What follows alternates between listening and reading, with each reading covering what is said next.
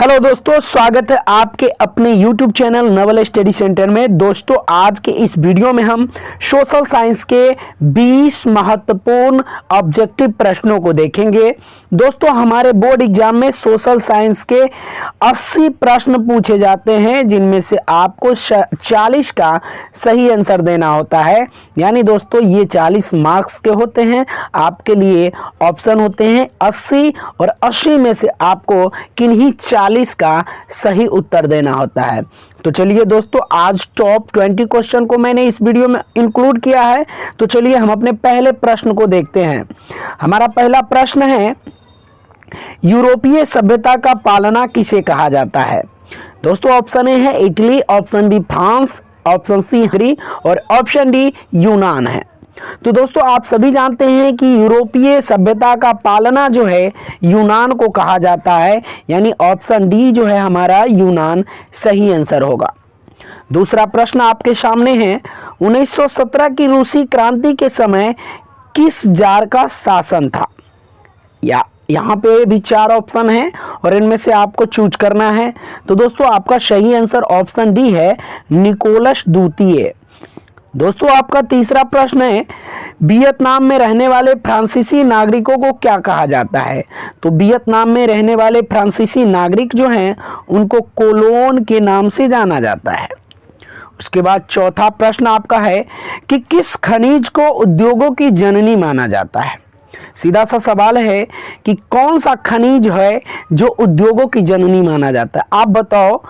बिना बॉक्साइट के तो हम काम कर लेंगे, बिना सोना के भी काम कर लेंगे और बिना मैग्नीज के भी काम कर लेंगे, लेकिन कोई भी उद्योग धंधा चालू करने के लिए आपको बिना लोहे से कुछ भी संभव नहीं है। तो इसलिए उद्योगों की जननी लोहा का कहा जाता है, क्योंकि आपके पास जितने भी जो मटेरियल होंगे या आपके पास कोई भी जो आपके इंस्ट्रूमेंट्स होंगे वो सारे के सारे लगभग लोहे के ही बने होते हैं।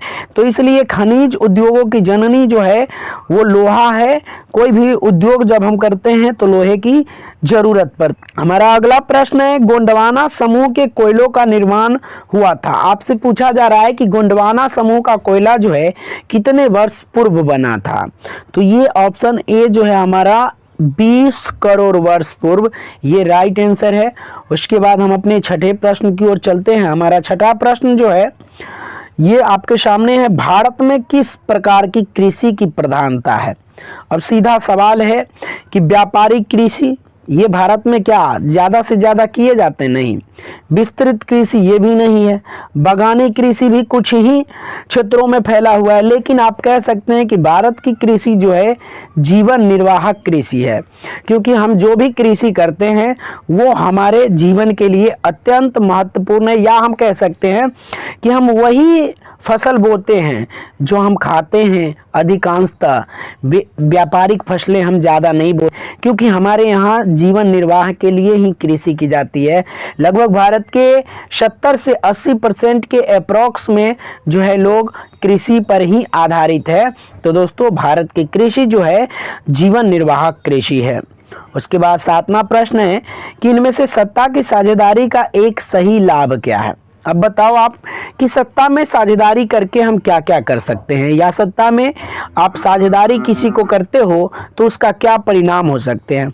तो उसका एक ही परिणाम हो सकता है कि आप प्रत्येक समुदायों में से एक एक को लेते हो तो समुदायों के मध्य जो या समुदायों के बीच जो होने वाले टकराव होते हैं उसको कम किए जा सकते हैं। जैसे आप कह सकते हो कि 10 जाति में से हमने एक एक लीडर चुन लिया, तो वो सारे लीडर जो होंगे अपने अपने जाति का जो भी समस्या होगा हमें सुनाएगा और मैं उस पर निदान करने का प्रयास करूंगा।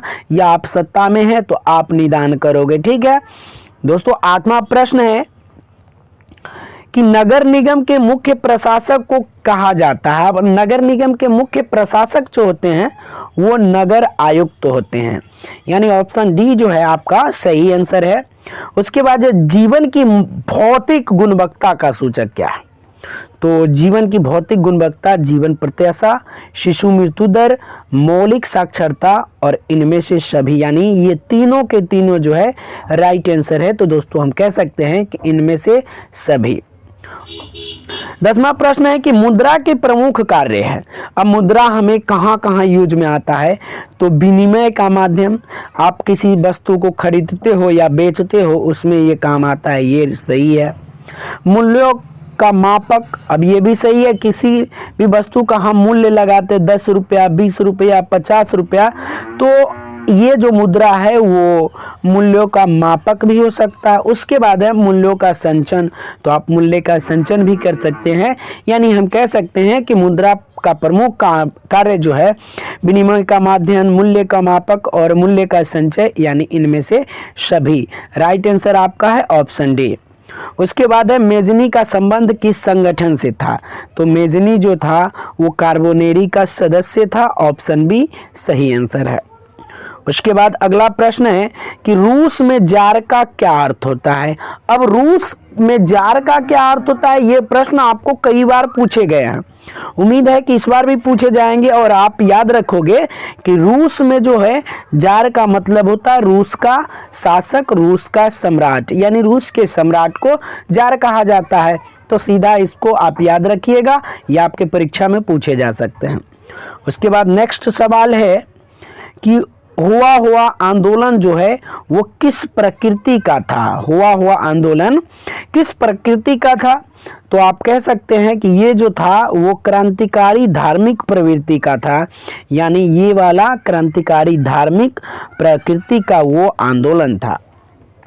उसके बाद है भारत में खिलाफत आंदोलन की शुरुआत, तो ये सभी आप लोगों को रटाया होगा, याद होगा कि भारत में खिलाफत आंदोलन की शुरुआत जो हुई थी वो हुई थी 1920 ईस्वी में, यानी भारत में खिलाफत आंदोलन की शुरुआत 1920 ईस्वी में हुई थी। भारत में पहला जूट मिल जो स्थापित हुआ था कोलकाता में हुआ था, ठीक है, ये आपका सही आंसर है। उसके बाद है 16वां प्रश्न, तो 16वां प्रश्न है कि पूंजीपति वर्ग के द्वारा किस वर्ग का शोषण हुआ। अब सीधा आंसर आप खोजिए कि पूंजीपति लोग जो है ना वो श्रमिक का भी शोषण करते हैं, मध्यम वर्ग का भी शोषण करते हैं और कृषक का भी शोषण करते हैं, यानी तीनों का शोषण करते हैं। हम कह सकते हैं कि उपरोक्त सभी सही है।